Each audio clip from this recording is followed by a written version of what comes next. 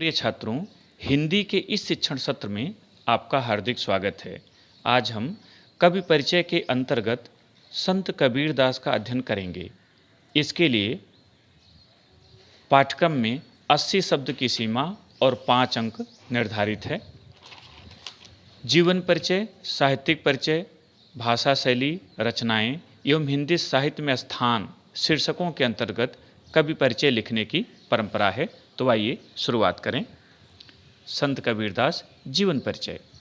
भक्तिकालीन ज्ञानाश्रयी शाखा के प्रतिनिधि कवि, प्रसिद्ध संत एवं समाज सुधारक कबीरदास का जन्म सन 1398 ईस्वी में काशी में हुआ था। ऐसा कहा जाता है कि एक विधवा ब्राह्मणी ने इन्हें जन्म दिया और लोकलाज के भय से काशी के लहरतारा तालाब के किनारे छोड़ दिया, जहाँ से नीमा और नीरू नामक जुलाहा दंपत ने घर लाकर इनका पालन पोषण किया। बड़े होने पर लुई नामक स्त्री से इनका विवाह हुआ, जिससे पुत्र कमाल और पुत्री कमाली उत्पन्न हुई।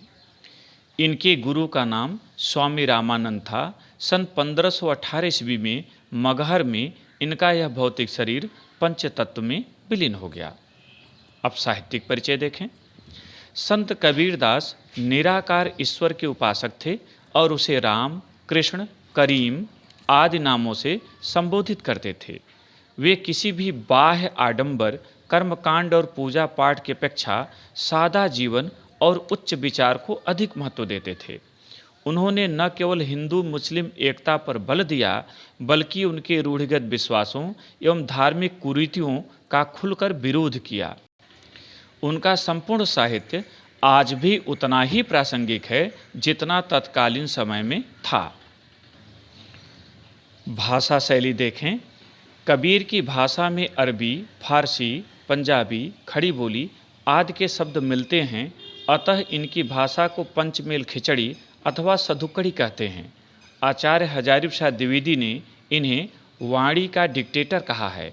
इन्होंने दोहा, चौपाई एवं छंद शैली को अपनाया है। अनुप्रास, यमक, रूपक, अनुयोक्ति आदि अलंकारों के प्रयोग से इनकी भाषा प्रभावोत्पादक बन गई है। वस्तुतः इनकी भाषा शैली इनके भावों की अनुगामिनी है। यथा यह तन विष की बेलरी, गुरु अमृत की खान, शीश दिए जो गुरु मिले तो भी सस्ता जान। रचनाएं। कबीर पढ़े लिखे न थे, अतः इन्होंने जो कुछ कहा उसे इनके शिष्यों ने लिपिबद्ध कर लिया, जो बीजक नाम से प्रसिद्ध है। इसके निम्नलिखित 3 भाग हैं। पहला साखी, यह दोहा छंद में रचित है।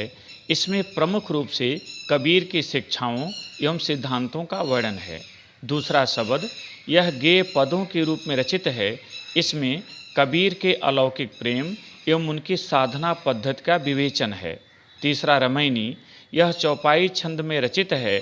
इसमें कबीर की रहस्यवादी भावना एवं दार्शनिक विचार व्यक्त हुए हैं। हिंदी साहित्य में स्थान।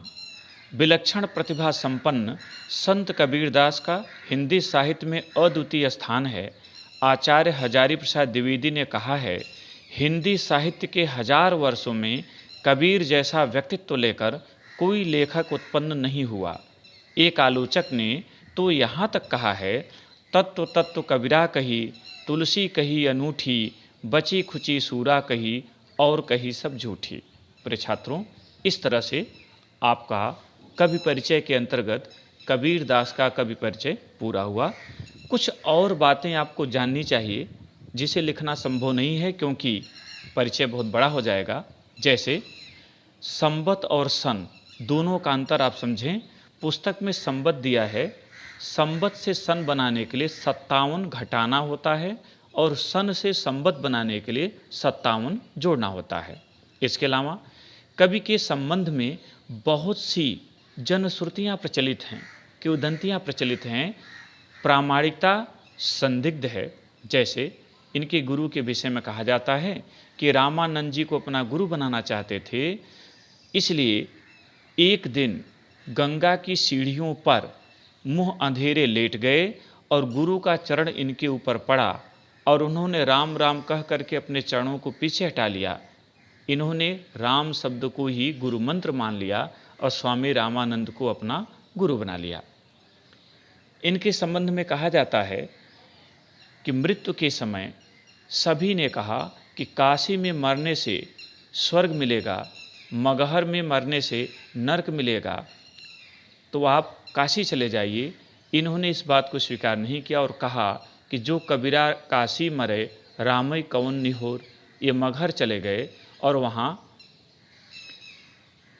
इनकी सन 1518 में जब मृत्यु हुई तो इनके हिंदू और मुस्लिम शिष्य इनके अंतिम संस्कार को लेकर आपस में मतभेद उत्पन्न करने लगे। उसी समय एक फ़कीर आता है, इनके सौ पर से चादर हटाता है। सौ नहीं था, कुछ पुष्प थे। हिंदू और मुस्लिम शिष्यों ने आपस में बांट लिया। हिंदू शिष्यों ने उसे जला दिया और मुस्लिम शिष्यों ने उसे दफना दिया। प्रिय छात्रों, कबीर असाधारण प्रतिभा के धनी थे और इन्होंने समाज की कुरीतियों पर गहरा प्रहार किया है। जहाँ इन्होंने हिंदुओं को फटकारते हुए कहा कि माला फेरत जुग भया, गया न मन का फेर, कर का मन का डारी दे, मन का फेर।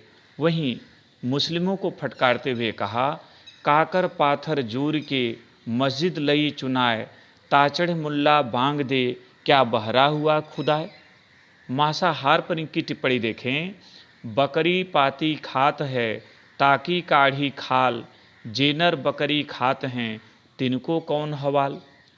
ढोंग पर, पाखंड पर, सभी पर इन्होंने करारा प्रहार किया और समाज को नैतिक रूप से जीवन जीने के लिए प्रेरित किया।